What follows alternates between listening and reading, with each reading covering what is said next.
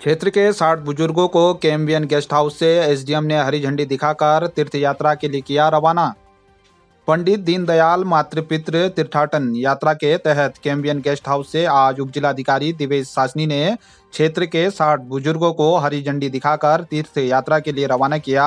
उन्होंने सभी की सुरक्षित और सुखमय यात्रा की कामना भी की।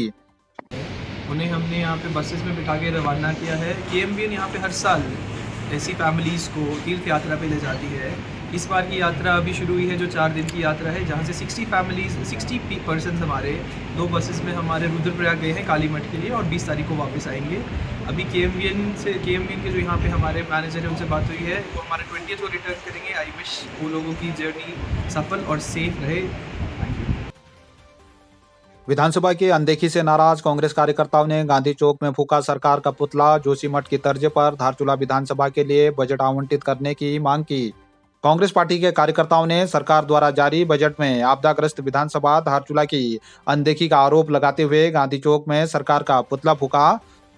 ब्लॉक अध्यक्ष भूपेंद्र थापा के नेतृत्व में कार्यकर्ताओं ने सदन में पेश हुए बजट में धारचूला मुंशियारी के आपदाग्रस्त क्षेत्रों के लिए बजट जारी नहीं करने को लेकर सरकार के खिलाफ जमकर नारेबाजी की। कांग्रेस ने बीजेपी पर आरोप लगाते हुए कहा कि सरकार के द्वारा सीमांत क्षेत्र की अनदेखी की गई है। जब तक सीमांत क्षेत्र के लिए पैकेज जारी नहीं होगा तब तक सीमांत में आंदोलन जारी रहेगा। इस दौरान कार्यकर्ताओं ने सरकार पर क्षेत्र की अनदेखी का आरोप लगाया। इस दौरान नंदा बिष्ट, निहारिका गरिब्याल, लक्ष्मी गुंजाल, मोहंती गरिब्याल, लक्ष्मी रायपा, देवकी गरिब्याल, महराज गरिब्याल, विजय फिरमाल, नेत्र कुंवर, विक्रम पारिक, सन्नी साहनी, नारायण दरियाल, ओपी वर्मा, नवनीत रोतेला, मदन कार्की आदि मौजूद रहे। उमचा में विद्युत सेवा शुरू करने की मांग को लेकर धारचूला विद्युत विभाग कार्यालय में ग्रामीणों ने दिया धरना।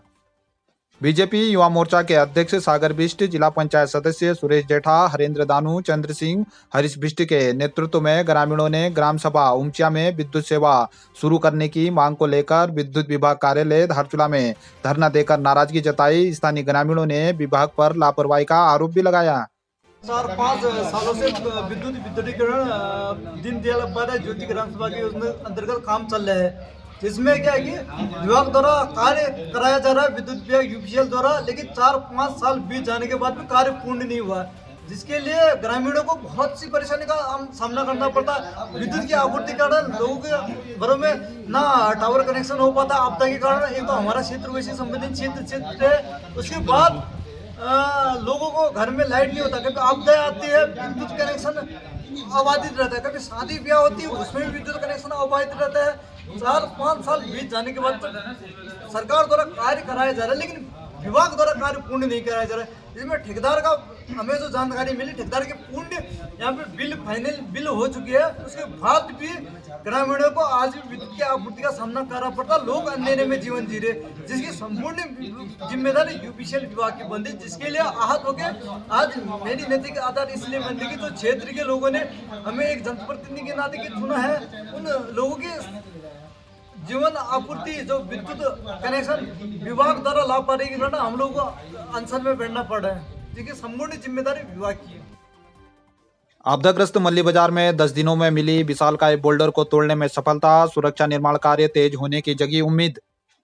29 जुलाई 2022 को आपदाग्रस्त एलधारा से भारी भूस्खलन में मल्ली बाजार में आए विशालकाय बोल्डर से 6 परिवारों के आवासीय भवन जमींदोज हो गए थे। दर्जनों घरों में मलबा घुस जाने से लोगों की मुश्किलें बढ़ गई थी। क्षेत्र में मुख्यमंत्री की घोषणा के अनुसार 20 करोड़ की लागत से सुरक्षा निर्माण कार्य शुरू हुआ है, जिसके पहले चरण में विशालकाय बोल्डर को तोड़ने का कार्य 8 मार्च से शुरू हुआ था। कड़ी मशक्कत के बाद 10वें दिन बोल्डर को तोड़ने में सफलता मिली, जिसके बाद कार्यदायी संस्था के साथ ही स्थानीय लोगों ने राहत की सांस ली। विशालकाय बोल्डर टूट जाने के बाद क्षेत्र में सुरक्षा निर्माण कार्य की गति तेज होने की उम्मीद जगी है। बेनाम भूमि में निवासरत आपदा पीड़ितों के पुनर्वास की धारचूला मुख्यालय में संघर्ष समिति ने प्रशासन से की मांग। नेपाल में बादल फटने के बाद 9 सितंबर 2022 की देर रात खोतिला क्षेत्र में भारी तबाही मची थी, जिससे दर्जनों परिवार बेघर हो गए थे। प्रशासन के द्वारा पीड़ितों के विस्थापन के लिए कार्यवाही की जा रही है। धारचूला मुख्यालय में आज आपदा संघर्ष समिति के अध्यक्ष नेत्र सिंह कुंवर के नेतृत्व में पीड़ितों व स्थानीय लोगों ने उप जिलाधिकारी के माध्यम से जिलाधिकारी को ज्ञापन भेजकर बेनाम भूमि में निवासरत लोगों को विस्थापित करने की मांग की। मान ले और उनको भी आपदा प्रभावित मानते हुए उनको पुनर्वासित करे, ये हमारी आज मांग है। अगर जिलाधिकारी महोदय भी असमर्थता दिखाते हैं तो इसके लिए हमको जिले में अगर धरना प्रदर्शन करना पड़े या फिर आगे भी आंदोलन करना पड़े तो हम बाध्य रहेंगे, क्योंकि पूरा धारचूला विधानसभा क्षेत्र इस प्रकार का कल आएगा, क्योंकि अधिकांश लोगों के पास भूमि नहीं है, भूमिहीन है और बेनाप में उनके घर बने हैं। अगर वो कल आपदाग्रस्त हो जाते हैं तो इस परिस्थिति में शासन और प्रशासन का ये रवैया रहेगा तो फिर तो लोगों के लिए बड़ी बेचैनी का विषय है। ये सवाल सबके लिए है। हम सभी राजनीतिक दलों से, सामाजिक सेवी संस्थाओं से और जो लोग आए हैं उन लोगों से और पत्रकार महोदयों से ये अनुरोध करना चाहते हैं कि इस विषय को आप प्रमुखता से उठाएं, क्योंकि ये बेनाप वाला मुद्दा जो है माननीय विधायक जी ने सदन में भी उठाया है और इसको सरकार को मानना भी चाहिए, क्योंकि ये राज्य ही इसलिए बना है, पहाड़ों में इस विकट परिस्थितियाँ हैं। इन परिस्थितियों को देखते हुए इन लोगों को भी पुनर्वासित किया जाए और मानक में लिया जाए, ये हमारी मांग है। 36वीं वाहिनी आईटीबीपी लोहाघाट ने दारमा घाटी के विभिन्न गांवों में लगाया निःशुल्क स्वास्थ्य शिविर।